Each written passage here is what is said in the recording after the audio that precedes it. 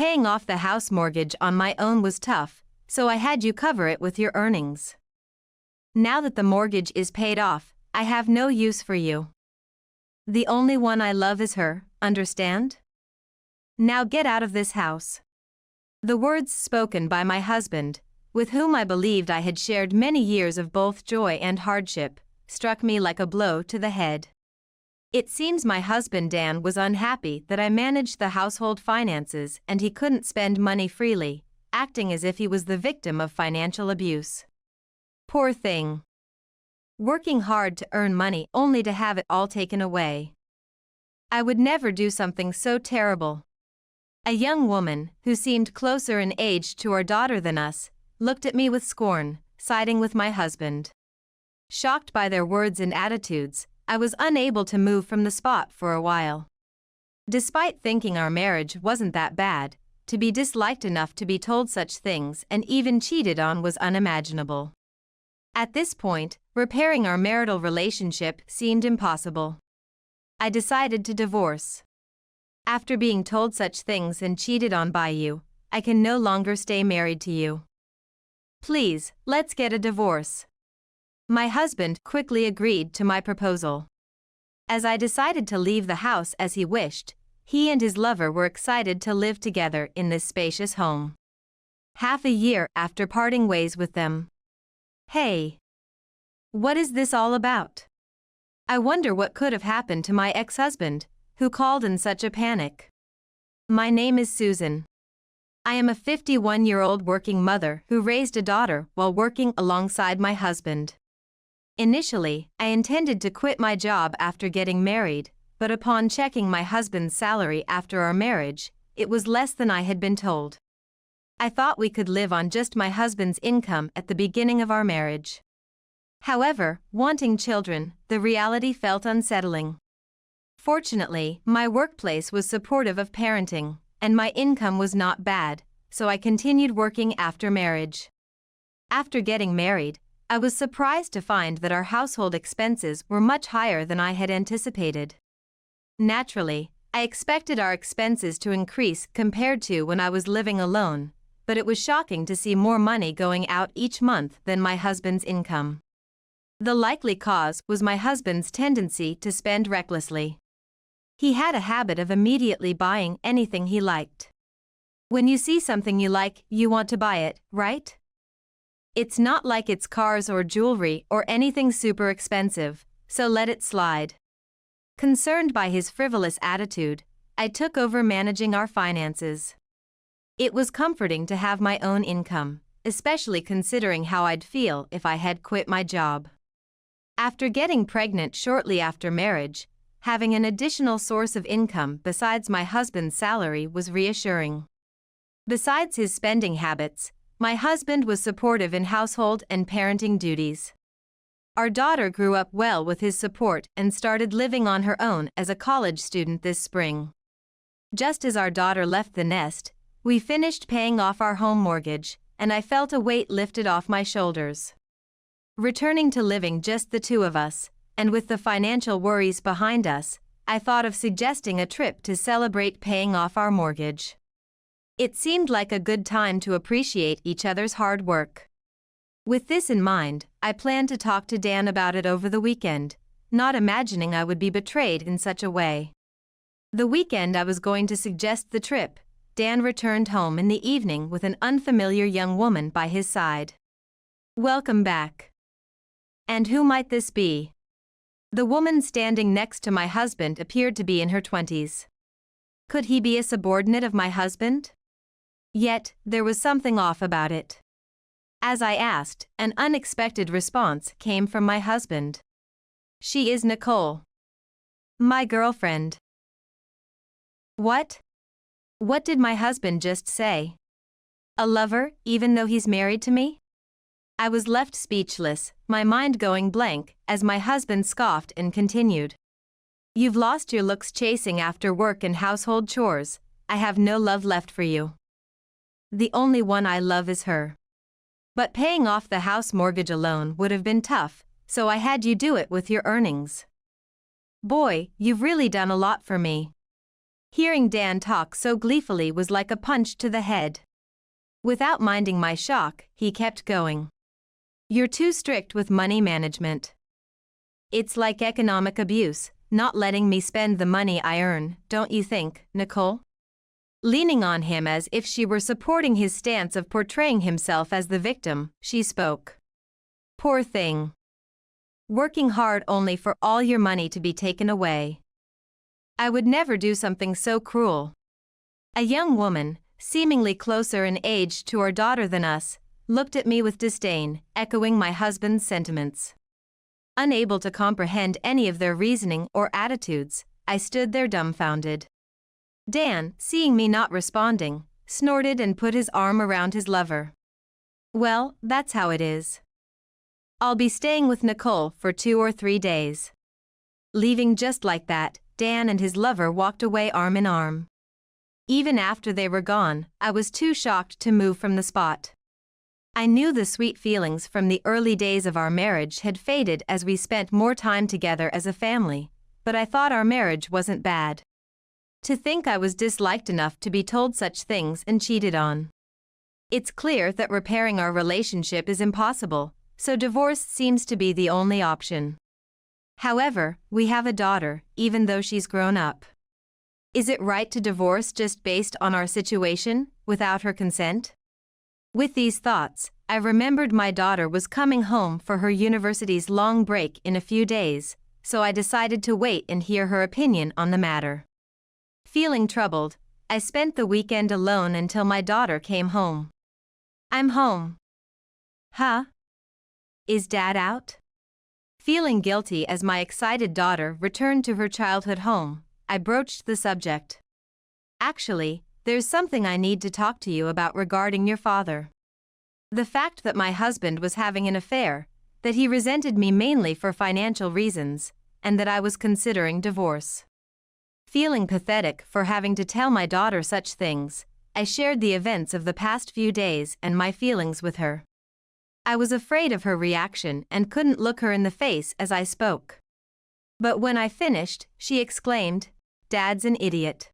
Surprised, I looked up to see her face flushed with anger. Mom, you did nothing wrong. If Dad had kept spending money like that, we would have been ruined. And yet, he treats you like the villain and falls for a young woman who pretends to be kind. It's unbelievable. You should divorce him before you suffer any more.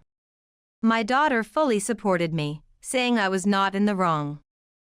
I hugged her tightly. She patted my back, saying, "I'm on your side, Mom. I promise." Her words and stance were so comforting that I couldn't help but tear up. That night, my husband returned from his lover's place. He was taken aback by our daughter's cold reception, but when she said, "I heard everything from Mom," he seemed somewhat relieved. I wondered what he felt relieved about, perhaps thinking his affair wasn't his fault. The look on his face, as if he expected our daughter to accept his reasons for the affair, disgusted me deeply. After a silent dinner, I broached the subject of divorce with my husband. After being told off like that and cheated on, I can't stay married to you any longer. Please, let's get a divorce. My husband nodded in agreement, surprisingly easily. As I was taken aback by his indifferent attitude, he began. However, the house goes to me, and you need to leave. That's my condition for the divorce. Feeling my indifference towards my husband grow colder as he continued to act like the victim despite his undeniable wrongdoing, I couldn't help but feel a loss over the house, which I had mostly paid off with my money. However, if losing the house meant cutting ties with him, it seemed a small price to pay. I accepted his condition, and in return, I stated, no division of other assets. Pleased with securing the house, my husband grinned and readily agreed to my terms. With this, you and I are strangers. Once the divorce papers are signed, get out quickly. He was excited about living in this spacious house with Nicole. He surely hadn't grasped the full meaning of no division of other assets. With a cold gaze, I looked at my foolish husband, chuckling inside about his poor decision. Thus, our divorce was finalized. After I left the house, half a year passed. Getting used to living alone and enjoying my freedom, I received a frantic call from my ex-husband. "What the hell do you think you're doing? Did you take my savings?" "Huh? What are you talking about?" Confused by his accusation, he explained with panic and irritation that the credit card company had contacted him, saying they couldn't process the payment for his card usage. Rushing to check his bank account, which was designated for credit card payments, he found his supposed savings nearly gone. Shocked to find his money missing, he suspected that I had taken it during our divorce. Of course, I hadn't touched his money. Listening to him, I first suggested the possibility of unauthorized card usage, but as I heard more, it became clear that this was purely his own doing. After our divorce, Dan had splurged on whatever he wanted with his credit card, went on expensive dinners with his lover, and traveled abroad frequently. Naturally, such spending would result in high credit card bills. The money I had managed and saved in his account during our marriage, he had squandered in just 6 months. Despite having saved a significant amount for him, I was speechless at his foolishness. As he talked to me, he slowly realized the extent of his spending, his voice becoming quieter. "So, I'm short on money," he muttered about his financial woes. To him, I calmly replied, "It might be a bit late, but you should start saving whatever income you get now. You'll be hearing from my lawyer soon about the compensation." What? In between moving and changing jobs after the divorce, I had consulted a lawyer about seeking compensation for his infidelity. Things were finally coming together, and I was about to contact my ex-husband and his lover, so this was timely. As I informed him about the compensation, he began to rant on the phone. I heard him shouting about not having the money, but his circumstances were of no concern to me. It was his fault for betraying me with his affair and recklessly spending his savings and income without proper management. Deciding it wasn't worth listening to him anymore, I hung up the phone. Later, as promised, my lawyer contacted Dan and his lover for the compensation, and surprisingly, they agreed to pay without fuss. Given his earlier outraged behavior, I was honestly surprised by their quick compliance. It was a relief to have it settled smoothly, as any further communication could have led to unnecessary complications. Gratefully accepting the compensation, I felt relieved that the divorce matters were finally resolved, and I continued to enjoy my peaceful life. However, one day, my daughter contacted me with shocking news. Shockingly, my daughter encountered my ex-husband. According to her, as she was leaving university with a friend after lectures, she spotted Dan and Nicole lurking near the main gate. They seemed to be looking around, but the moment they saw my daughter, they rushed over with incredible speed and demanded, "Pay back the money we spent raising you." My daughter was so frightened by Dan's aggressive approach that she couldn't move.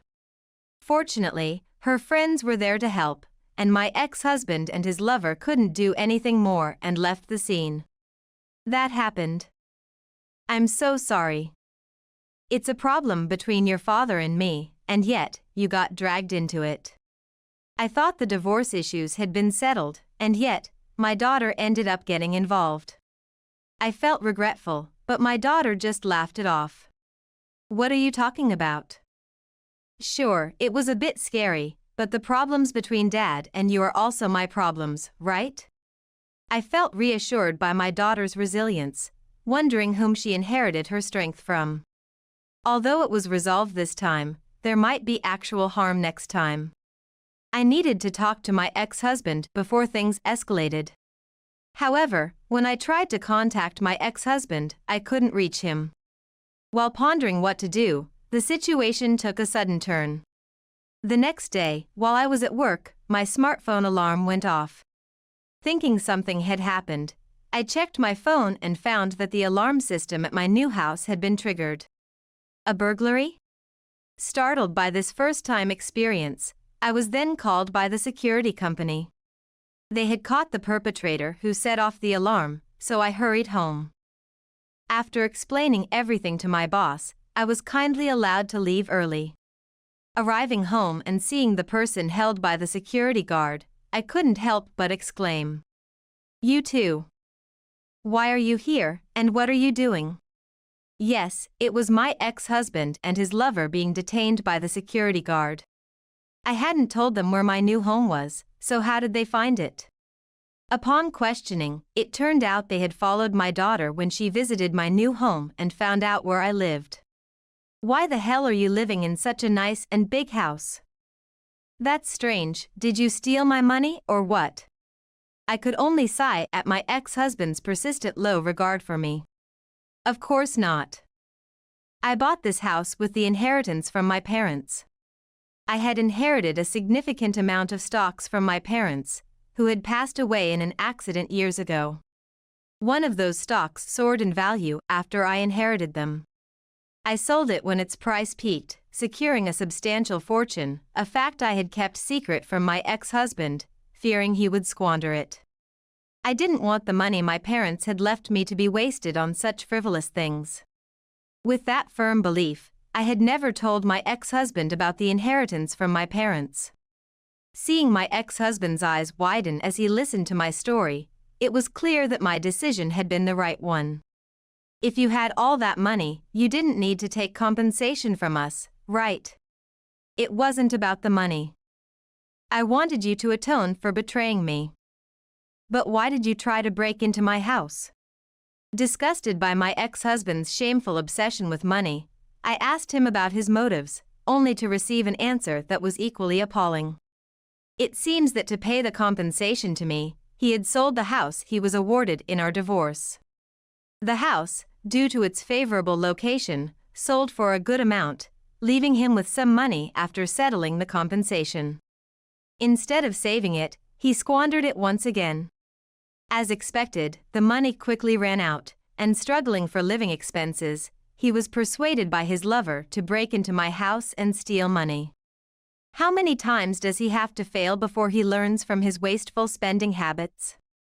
As I pondered this, my ex-husband approached me with a pale face, desperately clinging on. "Please, don't call the police. I'm truly sorry, and I promise I won't trouble you again.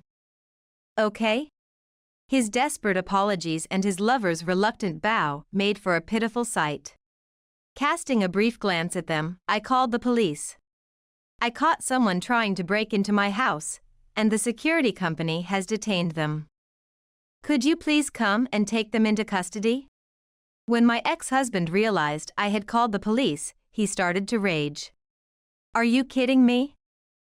Didn't I tell you not to call the cops?"